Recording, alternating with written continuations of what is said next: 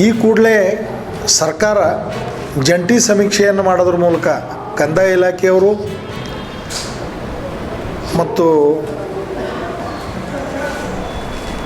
Agriculture ಕೃಷಿ ಇಲಾಖೆಯವರು ತೋಟಗಾರಿಕೆ ಇಲಾಖೆಯವರು ಸರ್ವೆ ಮಾಡೋದ್ರ ಮೂಲಕ ರೈತರಿಗೆ ಸೂಕ್ತ ಪರಿಹಾರ ಒದಗಿಸಬೇಕು ಅಂತಕ್ಕಂಥ ಮನವಿಯನ್ನು ಮಾಡ್ತಾ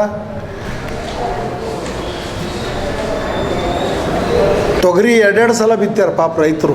ಮೊದಲು ಬಿತ್ತುದು ಹೋಯ್ತು, ಮುರಿದು ಮತ್ತೆ ಬಿತ್ತಿದ್ರು, ಅದು ಕೂಡ ಹೋಗ್ಯದ.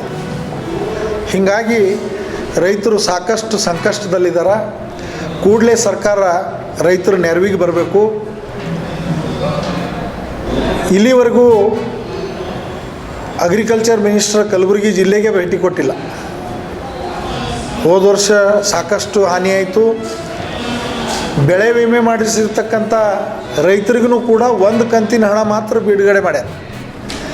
ಇನ್ನೂ ಒಂದು ಕಂತಿನ ಹಣ ಇನ್ನೂ ಬಿಡುಗಡೆ ಮಾಡಿಲ್ಲ.